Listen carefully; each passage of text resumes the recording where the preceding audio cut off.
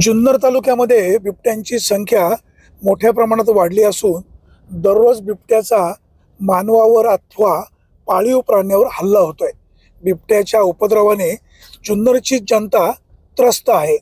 भारतीय जनता पक्षाच्या नेत्या आशाताई बुचके यांनी आज वनमंत्री गणेश नाईक यांची मुंबई या ठिकाणी भेट घेऊन त्यांना याबाबतचे निवेदन दिले।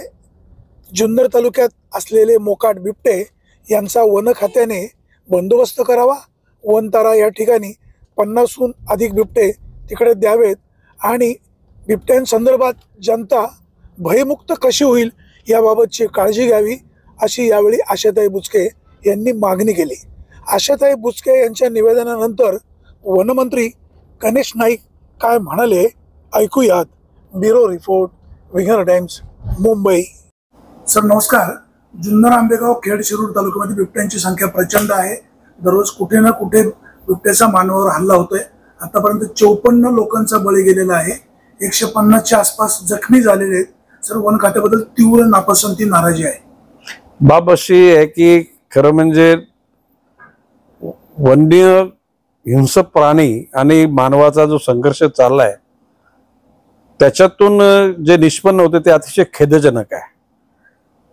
कुठल्याही माणसाच्या घरचं सदस्य गेल्यानंतर वन खात्याचे लोक सतत आम्ही 25 लाख रुपयामध्ये माणसाचा जीव थोडाच येतो। आणि ही बाब आशाताई बुचके या ठिकाणी आलेले आहेत। त्यांनी माझ्यावर बरोबर वारंवार दूरध्वनीवरून संपर्क साधलेला आहे।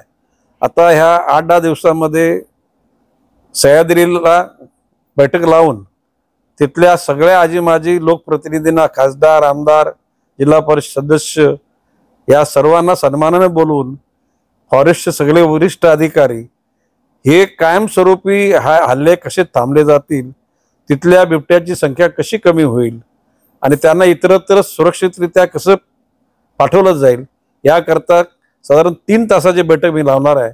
आणि त्या बैठकीमध्ये या गोष्टीवर निर्णय होईल आणि त्याचा कायमस्वरूपी त्याचा मार्ग निघेल असा मला विश्वास आहे। मंत्री महोदयांनी एकदा जुन्नर तालुक्यामध्ये जनतेशी संवाद साधावा अशी जनतेची सर मागणी आहे। बघा बाब असे की काहीतरी केल्यानंतर संवाद साधायला येईन मी, करण्यापूर्वी येऊन तिथे सांगण्यासाठी आश्वासन द्यायला येणार नाही। एकूणच खोलवर चर्चा करून त्यासाठी ज्या ज्या प्रकारच्या उपाययोजना करायच्या ते केंद्र सरकारच्या सुद्धा काही गोष्टीची वन खात्याची गरज लागणार आहे, त्या पण गोष्टी आपण करू। वरिष्ठ पातळीवरून बैठक घेऊन गरज पडली तर दिल्लीला पण बैठक यासाठी आपण निश्चितपणे घेण्यासाठी विनंती करू। सर शेतकरी बांधवांना काय आव्हान करा? नाही, एकूणच शेतकरी बांधवांनी शक्यतो संध्याकाळी 7 नंतर आपल्या शेताभातात जाण्याचं टाळावं। लवकरच त्या बाबतीमध्ये बिबटे आल्याचं गावागावामध्ये सुद्धा सिग्नलिंग होऊन जाईल, सायरन होईल अशी यंत्रणा आपण उभी करू आणि याच्यातली जी संख्या वाढलेली आहे ती संख्या कमी करण्याचा प्रयत्न करू। सर बिबट्या शेड्यूल 1 मध्ये आहे तो 2 मध्ये यावा अशी मागणी आहे आणि बिबट मुक्त परिसर व्हावा अशी शेतकऱ्यांची मागणी। नाही, शेड्यूल आता प्रश्नाचं धोरण जे होणार आहे ते केंद्र सरकारच्याच कायद्यातून ते बदल घडणार आहे। तर आपल्या राज्यासाठी आपण काय स्वतंत्र करू असं बोलणं उचित होणार नाही। परंतु एकूणच मानवावरचे होणारे हल्ले, त्यांचे जाणारे जीव हे टाळण्याकरता ज्या उपाययोजना करायच्या त्या सगळ्या आपण करू। Thank you sir.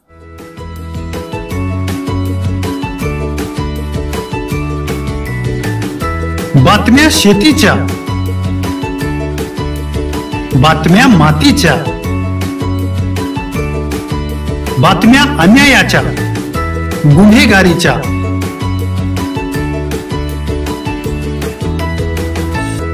राजकारणाच्या आणि समाजकारणाच्या, शोषणाविरुद्ध बुलंद आवाज, जनसामान्यांच्या हुंकाराची गाज, सत्कार्याला प्रोत्साहन, दुष्कृत्याला अनुशासन,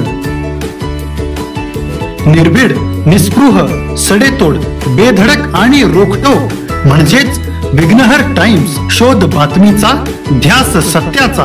आपलं चॅनल, आपली बातमी। सबस्क्राईब तर कराच, पण बेल आयकॉनवर क्लिक करायलाही विसरू नका।